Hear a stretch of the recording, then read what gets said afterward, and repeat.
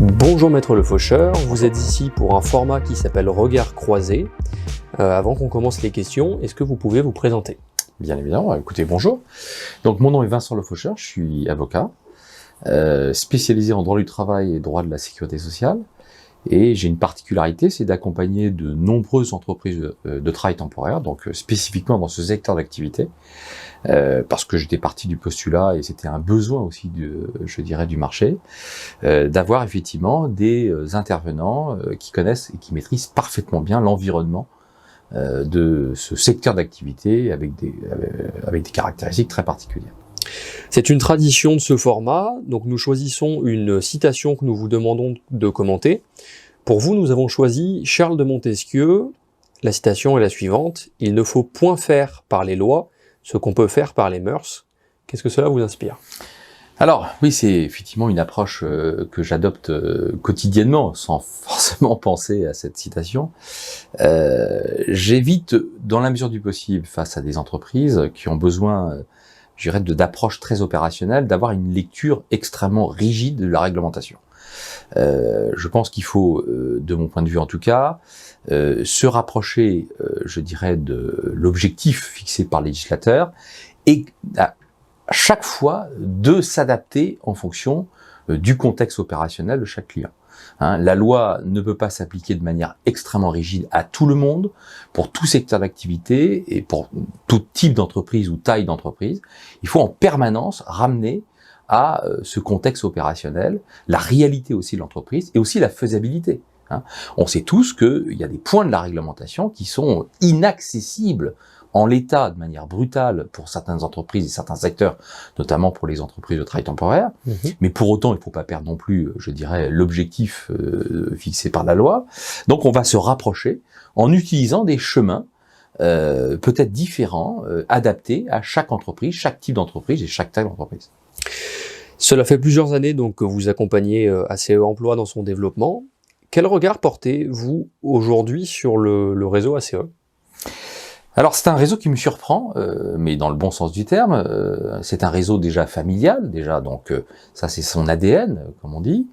C'est une entreprise relativement ancienne maintenant, mais qui aujourd'hui a su s'adapter de manière assez efficiente et extrêmement pertinente aux nouvelles donnes du marché. Nous avons été confrontés, notamment comme beaucoup d'entreprises de ce secteur-là, à un contexte concurrentiel extrêmement agressif. Et donc, l'objectif, ça a été effectivement comment répondre à ce contexte et ces agressions économiques que beaucoup d'entreprises, acteurs économiques connaissent. Et donc, j'ai proposé un certain nombre de solutions. Je ne pensais pas que tout le panel des solutions que j'ai prévues allait être mis en œuvre. Je pensais qu'ils allaient en prendre, ils allaient picorer 2-3... Non, c'est l'intégralité, ça m'a vraiment surpris. Ce qui montre effectivement, comme un terme qu'on utilise peut-être galvaudé, cette grande agilité à s'être adapté à ce contexte concurrentiel. Ce qui n'est pas gagné parce que à des tailles comparables, j'ai vu des entreprises n'ayant pas déployé de manière aussi systémique toutes ces solutions. Et donc là, oui, j'ai été bluffé, comme on dit. Deux des valeurs que porte ACE Emploi rejoignent d'une certaine manière votre action à nos côtés. Donc les deux valeurs sont les suivantes. Il s'agit de l'intégrité et de la transparence. Et aujourd'hui, comment est-ce qu'on fait pour devenir une entreprise qui est responsable en matière juridique? Ça, c'est un vaste débat.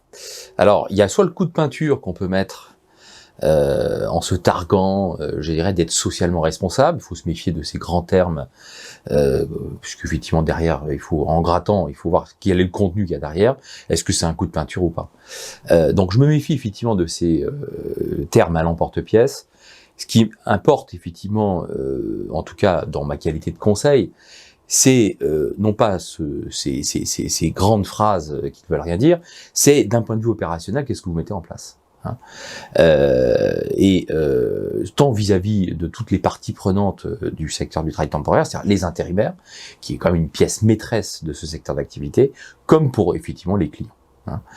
Donc voilà, en dehors effectivement de cette posture de socialement responsable, c'est qu'est-ce que vous avez réellement mis en place, et là on pourra effectivement faire le constat, est-ce que vous êtes socialement responsable ou pas, et non pas effectivement à partir je dirais d'un titre ou d'une citation. Ok. Et selon vous, est-ce que le groupe ACE répond donc à ce qualificatif d'entreprise responsable en matière Alors, juridique ? je pense en tout cas dans les grandes lignes. Hein, je suis pas non plus je dirais l'inspection du travail ou un contrôle URSSAF, mais je peux observer puisque je dispense également des formations auprès des opérationnels de cette entreprise. Donc, j'ai pu vraiment m'imprégner du pouls de l'entreprise. Hein. Là, je parle avec des opérationnels, je parle pas avec un dirigeant qui pourrait éventuellement me dire ce qu'il a envie de me dire.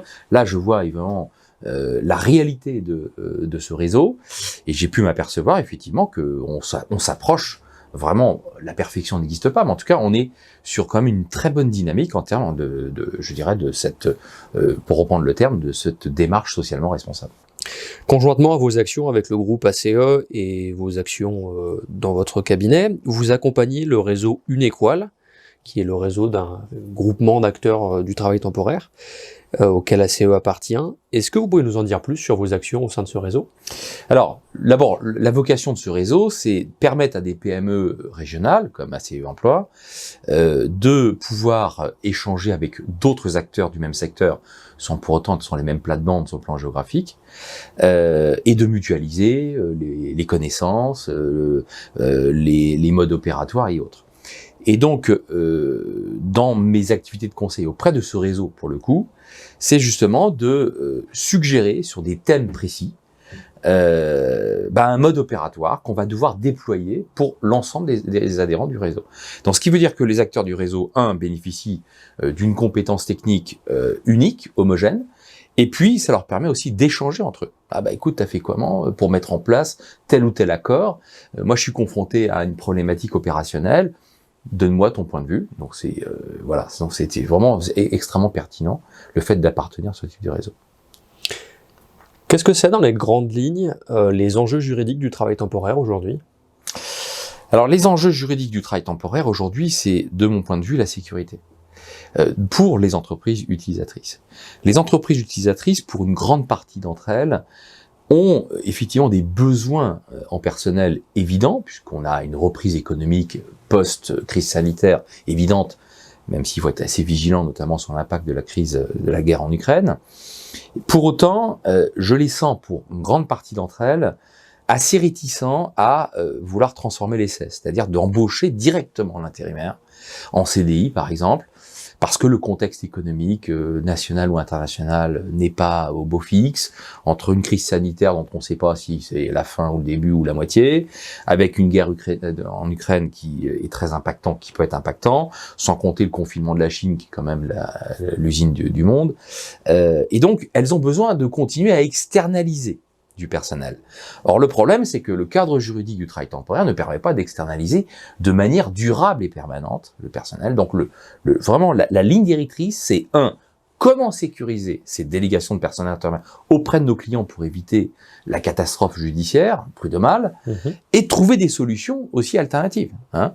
C'est-à-dire que lorsque on est sur un positionnement où on va malheureusement aller au-delà des durées maximales, je dirais, permis par la loi, les fameux 18 mois pour l'intérim, eh bien, on a déployé des nouveaux métiers, qu'on appelle le CDI à temps partagé.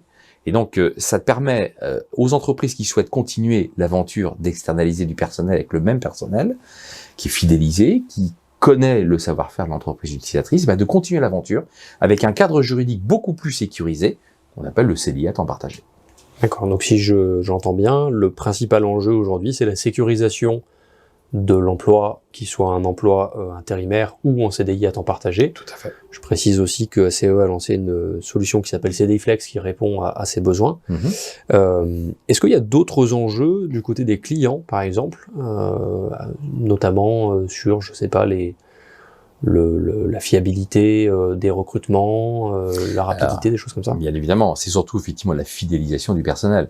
On est tous confrontés, quelle que soit la région, quel que soit le secteur d'activité, à ce problème de pénurie de personnel. Et quand on l'a, faut le conserver. Alors le problème d'un intérimaire, c'est qu'on est sur des contrats de courte durée et donc on en perd beaucoup en cours de route. Et donc tout l'art, effectivement, de l'entreprise de travail temporaire va consister à assurer cette fidélisation de personnel pour éviter ce turnover. Car le turnover pour les entreprises utilisatrices, ça a un coût extrêmement important.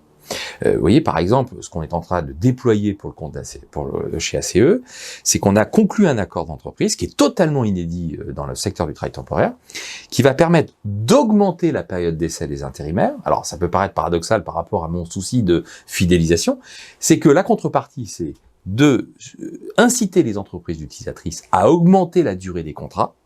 En contrepartie, ils ont cette possibilité, en cas de problème, de rompre la période d'essai. Et donc, en augmentant la période d'essai, on va augmenter la durée des contrats, et donc on va fidéliser au maximum les intérimaires, puisque c'est ça la clé du problème, éviter le turnover, éviter d'en perdre en cours de route. Donc voilà un outil qu'on a pu mettre en place. Est-ce que vous pouvez nous définir ACE Emploi en 3 mots au regard de votre expérience? Proximité, entreprise familiale, et entreprise innovante. D'accord. Et enfin, dernière question, notre devise, qui est une synthèse un petit peu de tout ce qu'on essaye de mettre en place au quotidien, c'est « Unissons nos talents ». Elle est marquée sur nos voitures, sur nos plaquettes commerciales, sur le siège, dans les agences. Qu'est-ce que cela vous inspire, vous? Unissons nos talents, d'abord le talent des intérimaires, ils ont tous un savoir-faire, un savoir-être qu'ils mettent à disposition d'ACE, et ACE a aussi son savoir-faire de détecter, bien sûr, dans la mesure du possible, les meilleurs talents, ceux qui sont les plus adaptés aux besoins du client. Donc, cette synthèse des deux savoir-faire, eh bien, c'est au service, je dirais, de la clientèle. Merci beaucoup, Maître. C'est un plaisir.